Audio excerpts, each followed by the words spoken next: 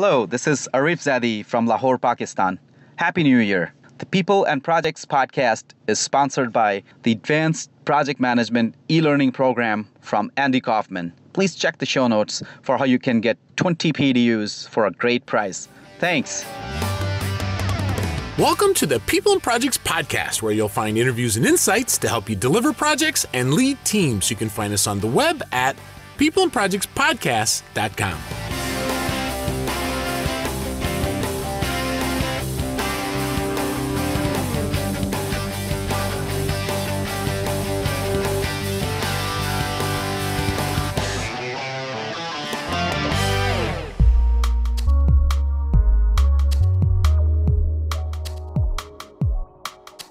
Hi, this is Andy Kaufman, President of the Institute for Leadership Excellence Development Corporate. Thank you for joining us for this episode of the People and Projects podcast.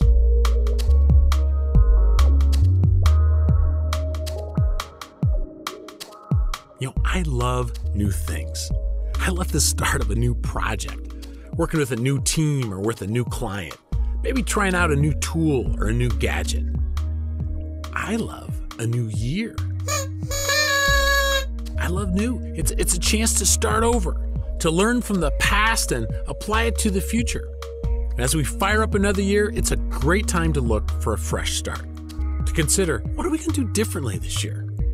And my advice for you this year? Get more sleep. I bet you didn't see that coming.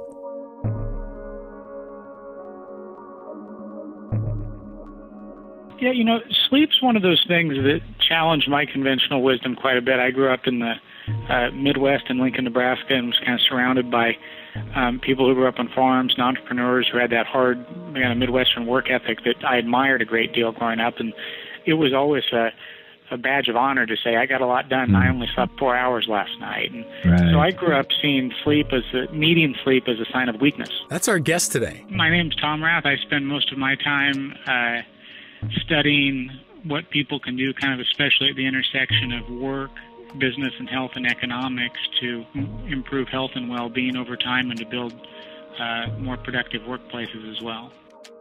You've likely heard of Tom and his books. He's a senior scientist and advisor to Gallup, where he led their research and consulting on things like employee engagement and strengths and well-being. Perhaps you read How Full Is Your Bucket? Or his book Well-Being, or StrengthsFinders 2.0, or maybe took the StrengthsFinders assessment. If so, you're among the millions of people who have been impacted by Tom's work. Tom's most recent book is Eat, Move, Sleep: How Small Choices Lead to Big Changes. As we head into a new year, your ability to lead and deliver starts with you. How can you sustain the energy for all the stress and demands that are ahead of us? How can you not only survive this year, but set yourself up maybe even for decades of better health? Or how about this? What if we forget about coming up with big, hairy, audacious New Year's resolutions this year? What if your New Year's resolutions were actually attainable this time around? Still relevant 2 months from now or 2 days from now? What if we did that by identifying small changes to make, small changes about how you eat and move and sleep? Tom Rath will tell you how to do that. So let's talk with Tom now. How to go to sleep. Oh, how to go to sleep. When the blood chases your cold, cold feet. How to go to sleep. Today we're talking to Tom about his new book, Eat, Move, Sleep: How Small Choices Lead to Big Changes. So, Tom, thank you for joining us on the People and Projects podcast. Thanks so much. It's a pleasure to be talking with you. I've got a friend, Mark, who would often start a new year saying something along the lines of, I'm going to exercise more this year. And I always got this sick kind of joy out of talking to him in February and asking him, hey, how's that exercise plan going? And usually the response was something along the lines of, shut up or mind your own business. But interestingly, it all changed once Mark was diagnosed with diabetes.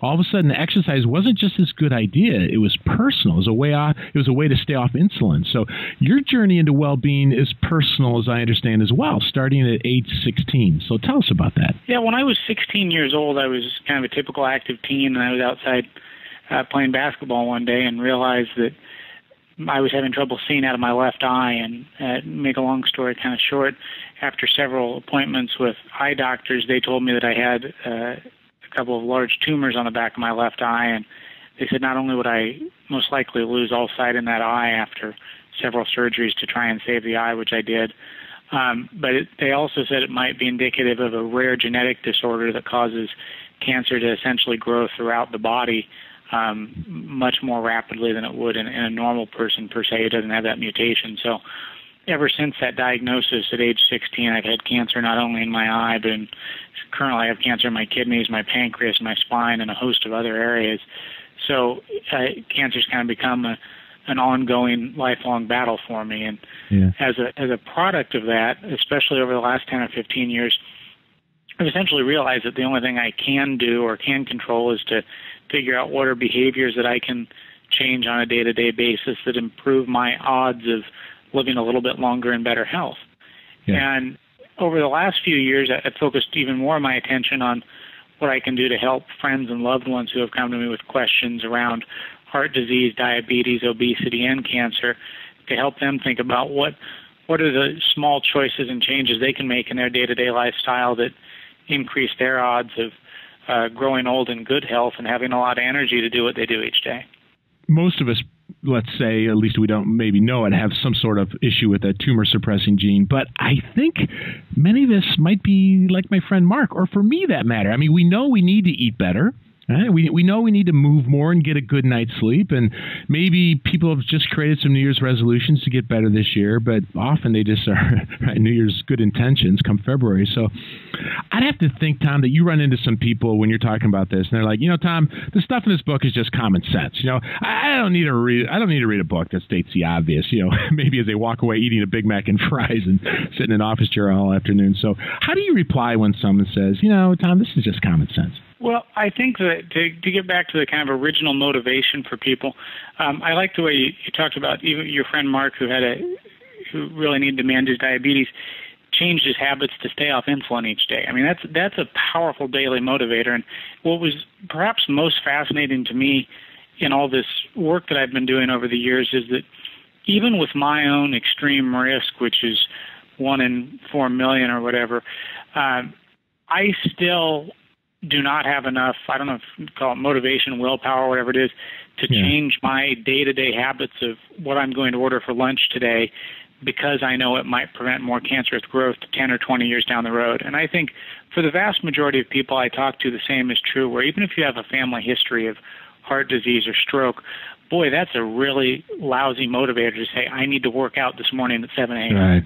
Mm-hmm. And so the key is to think about some of those things that are important little choices you make throughout the day, and try to connect those with short-term motivations like not needing to do insulin shots today. Or maybe for me, one good reason on weekends why I don't have a real high-fat, high-sugar meal on a Sunday is because I know that Sunday afternoon my kids are going to be asking me to take them to the park and run around, and I won't have the energy to do that if I eat poorly that day at noon. And, as someone who travels a lot with my job, I know when I'm traveling, I have to get up early and get some exercise in the morning because I'll be in a better mood and be more creative and have better interactions with the people I'm traveling to spend time with if I get that activity early in the day. So I think for all of us, it's not about these big grand changes, especially the types you see with New Year's resolutions where you say, I'm going to lose 30 pounds or I'm going to get in great shape with this new kickboxing regimen, whatever it might be. I wouldn't be surprised if over time those do more harm than good, just because it's the opposite of building better choices into a lifestyle that's sustainable for good, which is frankly a lot easier to do, and it's not something that's kind of temporary by definition. Yeah. So you mentioned resolutions, and certainly I've said it. A lot of people say it this time of year. I'm going to eat better this year. I'm going to exercise more, but I'm not sure I've ever heard anybody say, I'm going to sleep more this year. So let's start with sleep. What does the research say about how bad our sleep habits are today, and why does it matter? Yeah, sleep's one of those things that challenged my conventional wisdom quite a bit. I grew up in the Midwest in Lincoln, Nebraska, and was kind of surrounded by people who grew up on farms and entrepreneurs who had that hard Midwestern work ethic that I admired a great deal growing up. And it was always a badge of honor to say, I got a lot done, and I only slept 4 hours last night. And so I grew up seeing median sleep as a sign of weakness. But the more I study this and get into the research, if you sleep longer, it's actually you're more likely to get more done the following day. Not only does it help you to remember what you learned the day before, but it gives you a complete reset where you're more likely to eat well, you're more likely to work out, you're more likely to be productive in meetings at work, you're going to have better creative thoughts. And so it's so easy to cut 30 minutes or an hour of sleep out as the first expense when things get busy in a day. But when I went back and looked at, there are all these great studies in the workplace that were conducted by K. Anders Ericsson where everyone talks about the 10,000 hours of deliberate practice that was popularized in the Gladwell books and so forth. But if you go into that exact same study where he looked at the 10,000 hours, there were two factors that differentiated top performers from low performers. Nobody talks about the second one. The second one was just that they slept longer. Yeah. So the top performers slept almost 8.5 hours per 24-hour period on average. And if you look at the average American, they're at about 6 hours and 50 minutes per night on average. So there's a huge gap there where we're not sleeping enough to be productive and coherent in what we do and show up for work each day, let alone for the sake of our long-term health. I think it was a quote from Charles, is it Seisler? You have some of his research quoted, I seem to recall. There's something along the lines of, we don't even know what it means to be awake anymore, because we're so used to, being tired all the time. Yeah, I think that's the biggest problem I see in the workplace today is people who actually do show up for work technically, but psychologically they're not present at all. That's so common. And none of us want to be in a meeting with 5 people in that state at 3 o'clock in the afternoon. Yeah, that's right. One of the many things I like about Eat, Move, Sleep is really, you've alluded to it, and it's stated in your subtitle. It's about the small choices that lead to big change. It's not about this radical change that you have to make as you start this new year. So what are some small choices we could make when it comes to improving our sleep this year? It's interesting that sleep's one of the places where these little tricks really do make a pretty quick difference. And so something as simple as declaring a complete moratorium on all technological kind of electrical, especially devices that emit a lot of bright LED light like a smartphone, a laptop, a computer, a television, anything in the hour before bed, even if reading a frustrating message from your boss 2 minutes before you fall asleep doesn't disrupt you as much as it would disrupt me. The light alone from those devices can suppress melatonin, which is a hormone that you need to be expressed to help you fall asleep and stay asleep throughout the night. So things like that. There are also just little quirks. If you turn the temperature in the room where you sleep down by 2 or 3 degrees cooler than what you're used to during the day, that prevents your body from being unnecessarily awake in the middle of the night, where when your body gets warm and hot in the middle of the night, you think that means it's time to get up and wake up when it's really 2 or 3 in the morning. So little things like that, keeping as much light out, noise distractions, all of those elements make a real difference. And then, of course, the big overarching finding from all the work I did on this book, Eat, Move, Sleep, is that those 3 elements are so deeply interconnected that you really do need to eat right the day before and get some activity throughout the day if you want to almost ensure that you can get a good night's sleep. The issue with light really impacted my wife and I, because what we realized was, what do we do right before we go to bed? We've got this bright bathroom light where we're brushing our teeth, and there are different levels of that light, so we can use a light that's not as bright. And there's all these things that, without even realizing it, we're sabotaging our sleep.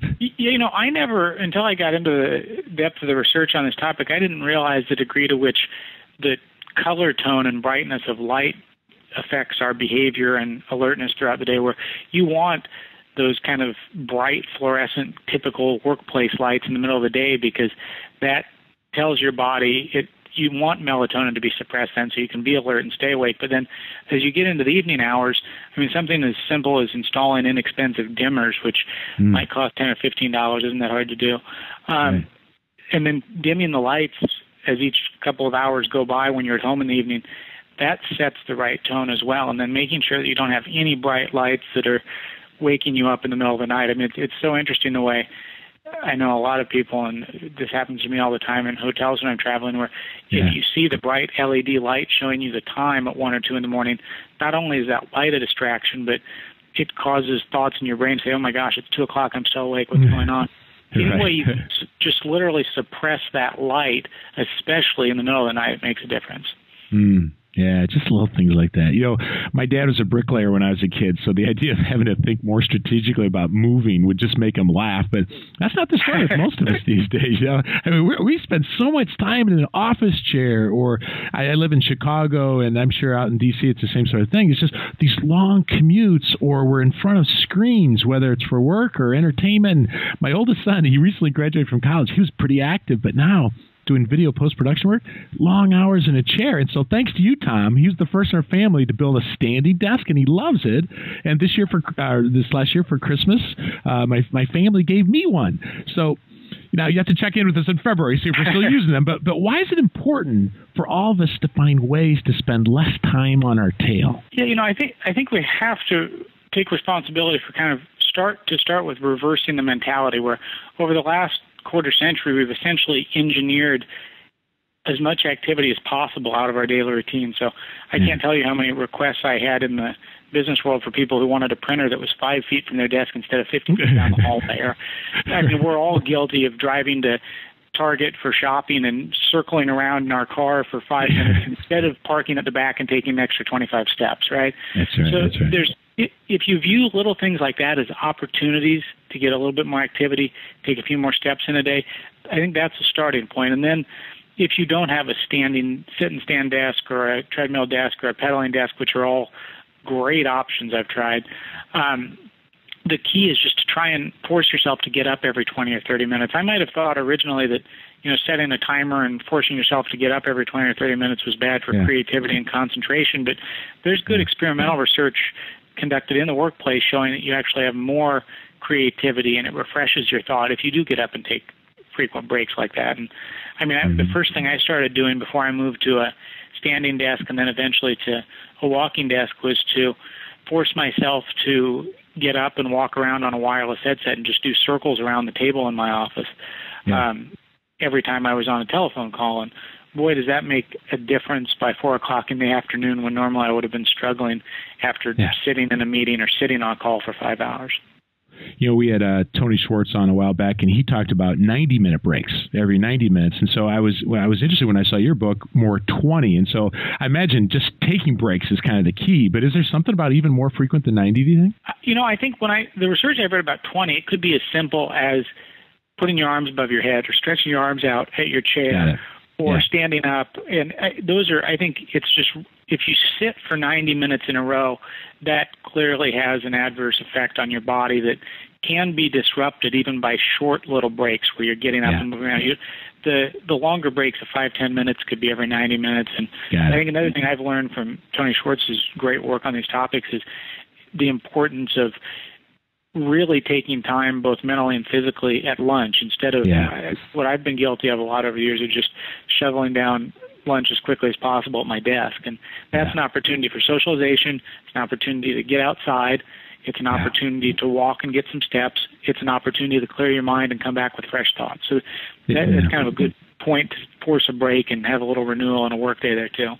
One of the biggest sustaining motivators to keep me moving these days was your encouragement in the book to get some sort of measuring device. So my wife's Christmas present to me this year was a device from Fitbit, and the geek in me is all about watching the numbers. Like, why I want to get up and walk at lunch now is, man, I want to get my numbers up. So what are some examples of choices you make, Tom, to keep moving? There's a real revolution going on right now with all of the devices. I've used that same Fitbit or different iterations of it for 4 or 5 years now, and the Jawbone, and I'm also testing one of the Nike versions today. And I've tried kind of all these different devices, and I think the good news is they're all pretty darn good at not only helping us to kind of be competitive with ourselves and to track what we're doing, but they're also starting a much bigger social conversation in a lot of work teams, church groups, and friend circles that I spend time with today, where the more and more people that know whether they're at 5,000, 10,000, or 15,000 steps on average, I think we start to reach a little inflection point there where that becomes a part of the conversation. And I have a daughter who's 4 years old, and she was walking around in circles in our living room the other day, and I asked her what she was doing. She said, "I'm trying to get a few extra steps." So she doesn't literally have a clip or anything, but she's just seen mom and dad do things that crazy. So I mean, hopefully that will start to change behavior. The ways to measure now, you could download a free smartphone app because of the accelerometers in the iPhone and many other major devices now, and that will give you a rough proxy for activity. And I think as more and more of those sensors integrate things like heart rate and more in-depth measures of sleep, it's going to get even more interesting because those measurement devices are just exploding right now. Yeah, and like you said, many free, and very, very interesting. My wife is fond of saying that she's lost 80 pounds, the same 5 that she loses in Riyadh over and over again. I love that your book doesn't preach paleo or vegan or juicing or this HCG drops that I've had some friends do, or any particular fad diet. Rather, I feel like you blow away some myths about eating and suggest some small choices. So what are a couple of the biggest myths or maybe misperceptions that we tend to believe about eating? And what are a couple of your favorite small choices to recommend to listeners? Yeah, I think, one of the biggest myths about eating and diet in particular is that it requires some big overhaul from I'm going to take on a whole new diet standpoint and lose 20 pounds or do a new program that's all based on calories. I think, you can take it from someone who's kind of read about and tried and tested all of the popular fad diets over the years out of a lot of curiosity.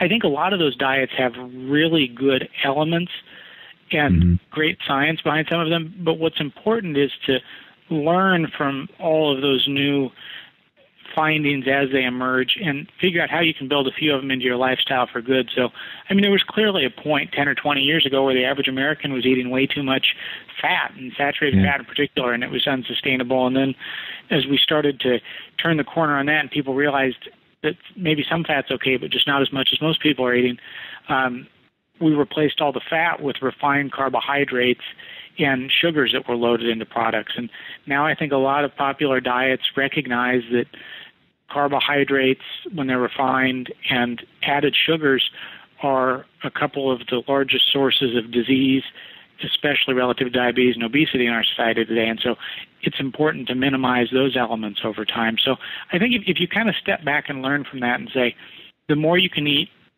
plant-based foods or foods that have good protein without as much fat, with less refined carbohydrates, lower sugars, that makes a real difference. Now, from a practical standpoint, one way I kind of try and weed through this as I go through a grocery store aisle, for example, is to look at the ratio of proteins to carbohydrates in a given, especially in packaged goods or foods, because you'll notice if you look at a typical box of chips or cookies or crackers that it's likely to have over 20 grams of carbohydrates for every 1 gram of protein. So if you see something 20 to 1, it clearly does a ton more harm than good.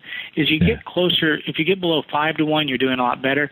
The closer you can get to 1 to 1, which is what you might find if you have a handful of mixed nuts, or you might find my favorite Indian dish is palak paneer, has about a 1-to-1 ratio. So get closer to 1-to-1, that's pretty good. And then to look for things with just as few grams of sugar as possible.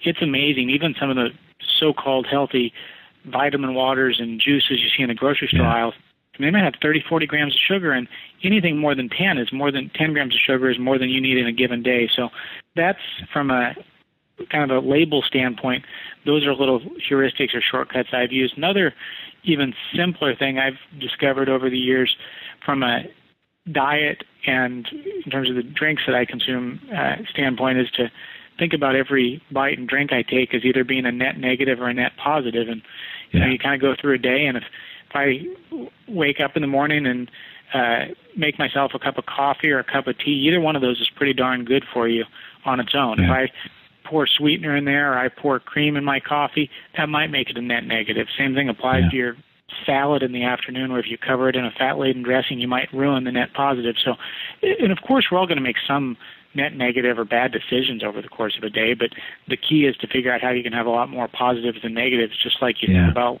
in your interactions with people. Yeah. I got to tell you, the carbs to protein thing, as a family, we went through the breakfast cereals.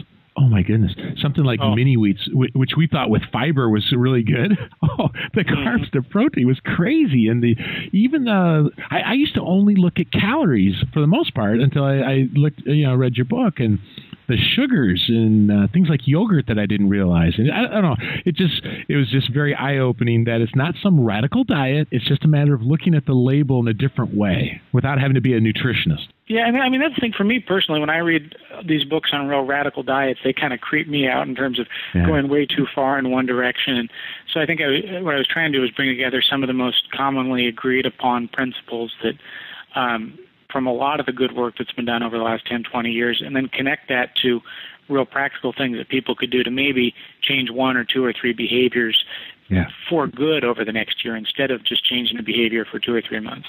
Exactly. I know a CEO that he said it multiple times.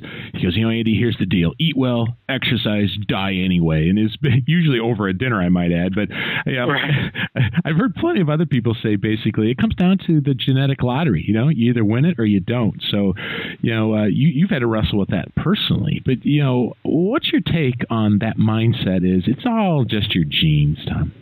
I think genes can be very powerful predispositions, and I'm living proof of that. That being said, I've read thousands of studies that make it very clear that most of the variance in our health and our energy each day and our lifespan is determined by the choices that we make. So even people who have the most commonly associated so-called fat mass and obesity associated gene, they can clearly change the expression of those genes. And the other thing that's kind of interesting that's emerging is if you make the right lifestyle decisions that change the expression of those genes, not only does it prevent disease in your own lifetime and in your future, but there's a lot of research emerging around a concept called epigenetics that was really uncovered about 10 years ago, where the choices that we make in our lifetime also have a clear effect on future generations. So the whole concept of genes and family history isn't quite as hopeless as people believed maybe 25 years ago, where not only can you change the expression of your genes and dramatically increase your odds of living longer with maybe, 50 to 70% of that at least within your control, but you can also create healthier genes for future generations. And that's emerging pretty clearly when you look at studies that look at both mothers and fathers and the lifestyle decisions they made in the months leading up to the birth of a child, or the years leading up in some cases. Yeah, isn't that amazing? And I have to tell you, not only did I benefit from that, but also I'll never look at broccoli the same because of your books. It turns out Mom was right about broccoli. It does.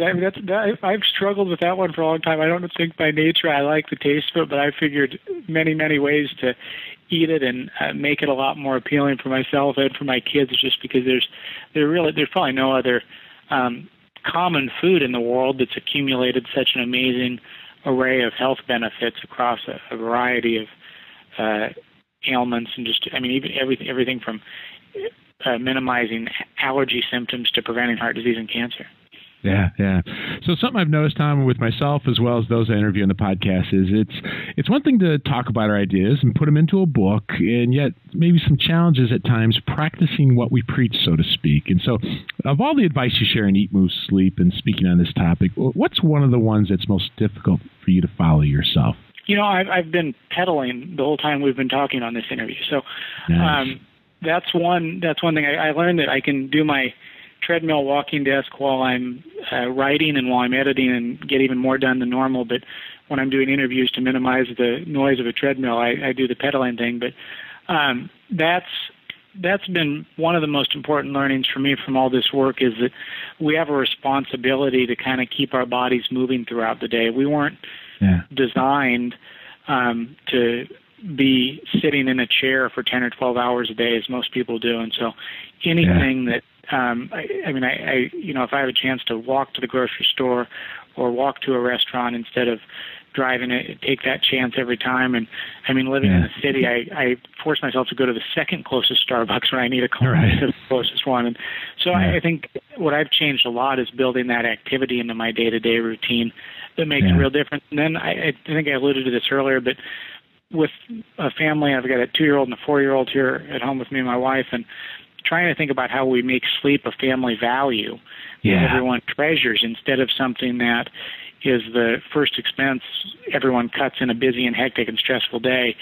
Those are two things that I've really learned to practice even more over the last couple of years. It made quite a difference, not only for me, but for the people I care about most as well. In the spirit of what you say in your book, I don't think there was a single thing that I do not believe that. But when push comes to shove, what's most difficult for me to do myself is I am so willing to sacrifice sleep.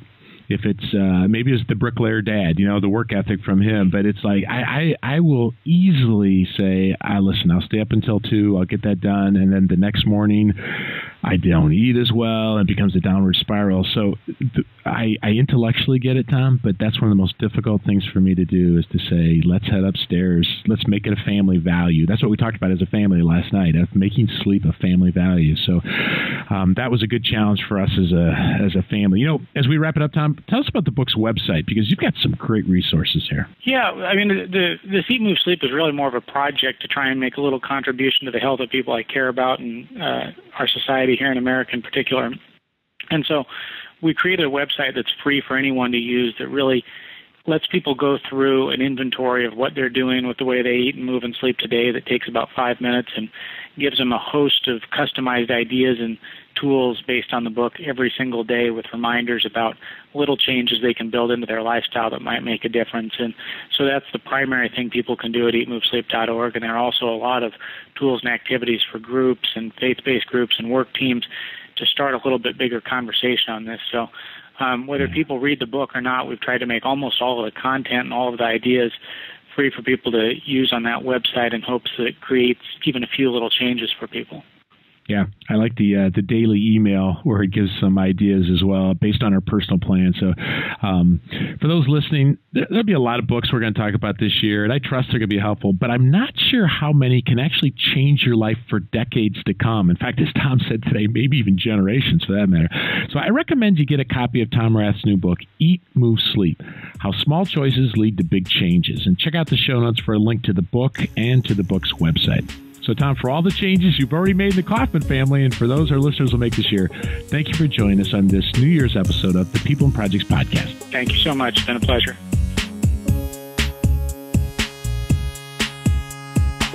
Make sure to check out the show notes for links to Tom's books and the very helpful Eat, Move, Sleep book website. Hey, here's a New Year's gift for the first 5 people who take me up on it. I'm offering a free 30-minute coaching session for 5 listeners, and here's all you have to do. Follow the link in the show notes to get to our podcast page on Facebook. Just like the page and post a message that you'd like the free coaching session. I'll get back to the first 5 responders, and we'll set up a time to talk. I'd love to help you prepare for the year ahead. Talk through challenges and opportunities you're facing. It would be a real privilege to work with you. So head over to our Facebook page now and grab one of those slots. Thanks.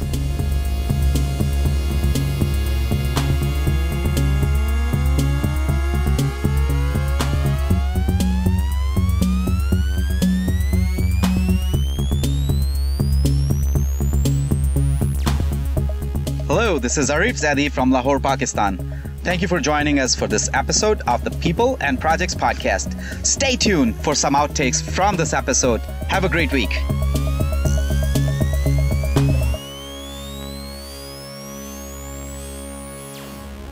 Hey, can you hear me all right on this phone? Yeah, I actually can. It sounds okay. Yeah. Oh, good. Okay. I'm on a landline, but I've been having trouble with the Google Voice routing that sends people through the last couple of days on this line. It's kind of funny. I interviewed this woman who studies choking. It's Cyan Bilak over at the University of Chicago. Anyway, on the day of the recording, our internet was having flaky problems over here, and so I choked on the interview on choke. I couldn't believe it. That's great. Yeah, that's perfect. I didn't know there was like a whole science around choking. Just knowing that's interesting to me. Yeah, amazing. I have some friends who need to read that work. Well, I think I needed to. I think she even says it maybe started as me search instead of research. And I tell you, your book made us do a lot of rethinking over here at the Kaufman House, even how we use food and bed as incentives and penalties. We've got 2 foster kids who've had kind of some really tough things in life, and we've been told by some developmental therapists of how to do certain things where the dessert is the benefit for good behavior, and now I'm starting to think poison. I know. Yeah, I've got a couple little kids, and it's so tough because that's things like dessert as reward and sleep as punishment have been so ingrained in me growing up as well. It's kind of tough to rethink those a little bit. Yeah. So anyway, thanks for the book. I really enjoyed it, and I judge the benefit of a book by not only do I finish it or those who I give finish it, but also do they make changes, and interesting. So we'll talk about that as we go through. This is going to be the New Year's episode, which I think is very appropriate. And so if I make references to that, it'll sound like we're January, not December. So hey, I just wanted to ask you: is there one idea that you're like, I've learned since you wrote it that you wish you would have put into the book, or something that you're like, oh, I kind of wanted to put it, but I just didn't quite think? Is there anything else that comes to mind? I was just curious. I can't think of a singular piece. The way I view this, I'm realistic about the science behind health in all these areas, and I assume I'll need to update a new edition in 2014 with a lot of new stuff around the edges. But I think the big ones still stand pretty clear. The one thing I read a book recently called I just finished a book a couple weeks ago called Grain Brain that I don't know that as much as I knew when I wrote the book that carbs were a real detriment overall, refined carbohydrates. I didn't understand the depth of the link between carbohydrate consumption and sugar consumption and dementia and Alzheimer's in particular. So it's written by a neuroscientist, and he pretty much just calls Alzheimer's type 3 diabetes, which is a real provocative way to think about it. Yeah. And so I think now he kind of goes so far in saying just eat a bunch of meat so you don't eat any carbs. So a lot of those books go too far on one end, but it's something that I would recommend checking out. There's a lot of good emerging science on the way carbs and sugars affect your brain that I haven't read elsewhere. Yeah, well, I trust you'll always be updating that, the resources, what do you call it, the Reference Explorer or whatever that is. That's a helpful tool on there. So yeah, that's where, for most people, it's about finding their own risk and digging a little deeper. So hopefully people use that to dig in on the areas where they have the most concern. Yeah, well, Tom, thank you very much. God bless you, man. Have yourself a great 2014. So nice talking with you, man. It's been a delight. Thank you so much. Thank you. See you. Bye-bye. Take care. Bye.